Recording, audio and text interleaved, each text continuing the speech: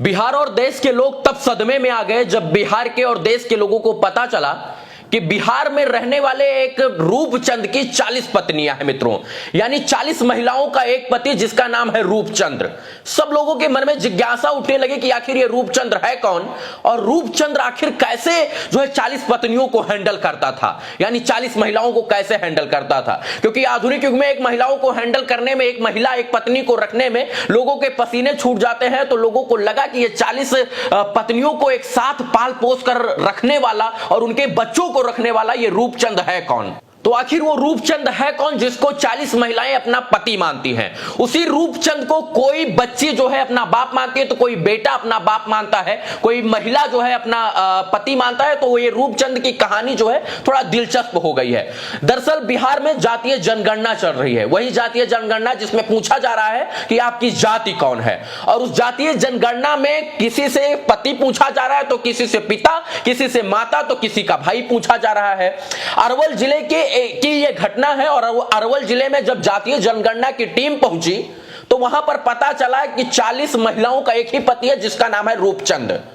तो रूपचंद का ये जब डिटेल और मांगा गया कि भाई आधार कार्ड दो, अपना पैन कार्ड दो, तो उन 40 महिलाओं के आधार कार्ड, पैन कार्ड पर भी लिखा था कि हमारा पति जो है सिर्फ और सिर्फ कौन है, रूपचंद है।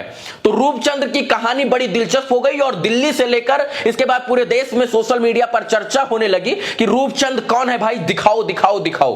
तो इस वीडियो में आपको रूपचंद से भी मिलाएंगे और दिखाएंगे भी और बताएंगे कि रूपचंद की असली कहानी क्या है। यहां तक सर जब सोशल मीडिया पर रूपचंद की इस कहानी की खबर वायरल हुई तो सोशल मीडिया पर मानो आंधी और तूफान सा आ गया है। रूपचंद को जानने की, समझने की, उसको देखने की कवायद शुरू हो गई। और जनता तो छोड़िए सर, अधिकारी और कर्मचारी, यहां तक कि दिल्ली में बैठे अधिकारी और कर्मचारी ये जानने का प्रयास करने लगे कि आखिर ये महान आदमी रूपचंद है कौन जिसकी कहानी आजकल सोशल मीडिया पर पूरे देश के लोग जानना और समझना चाहते हैं। तो चलिए आपको अरवल लेकर चलते हैं, वार्ड नंबर 7 में, जहां पर नगर परिषद के वार्ड नंबर 7 में आपको लेकर चलते हैं, जहां पर से ये सारी घटना प्रकाशित हुई।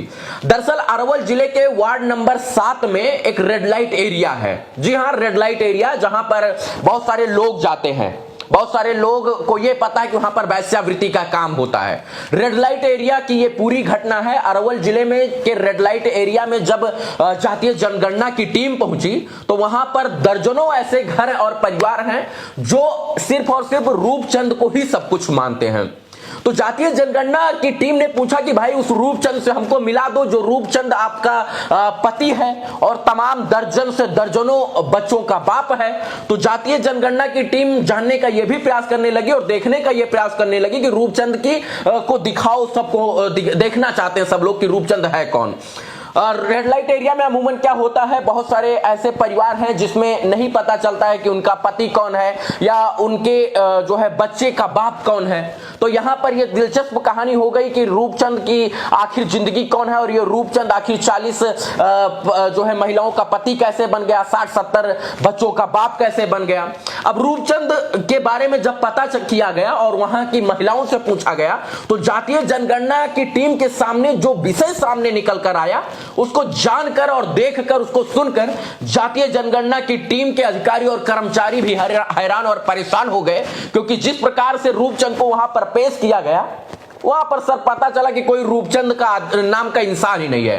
तो जब वहां पर महिलाओं ने बताया कि रूपचंद कोई है ही नहीं, तो आखिर उन 40 महिलाओं का पति रूपचंद आखिर कैसे बन गया, 80, 60, 70, 80 बच्चों का बाप रूपचंद कैसे बन गया।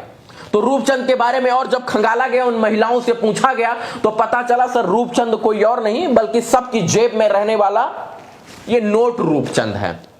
यानी पूरा का पूरा जो उन 40 महिलाओं का पति है वो कोई रूपचंद है ही नहीं और रूपचंद नाम का कोई व्यक्ति ही नहीं है इस मतलब इस संसार में जो 40 जो है महिलाओं का पति हो। तो पूछा गया तो पता चला कि जो नोट है उसी को वो लोग रूपचंद कहते हैं।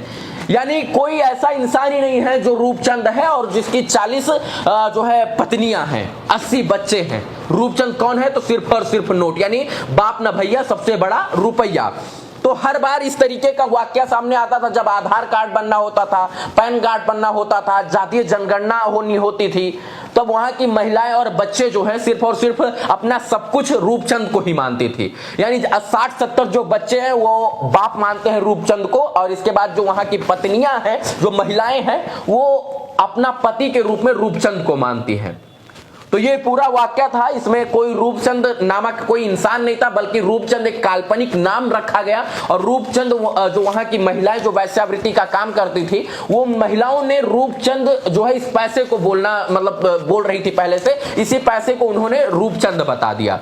और इसके बाद यही कारण है कि वहां पर जो जितनी महिलाएं थी, यानी जो जितने जो वहां पर बच्चे थे, वो अपने बाप को रूपचंद मानते थे, और जो महिलाएं थी वो पति के रूप में रूपचंद मानती थी। यानी वहां पर पैसे को ज्यादा तवज्जो दिया जाता था और पैसे का ही सारा खेल था, इसीलिए वहां पर जो बच्चे थे वो अपने बाप के रूप में इस पैसे को यानी रूपचंद को मानते थे, और पत्नियां जो है अपने पति के रूप में इसी पैसे को यानी इसी पैसे का नाम उन्होंने रूपचंद रख दिया था।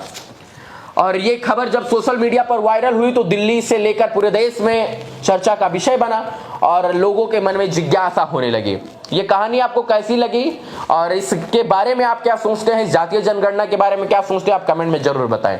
जय हिंद।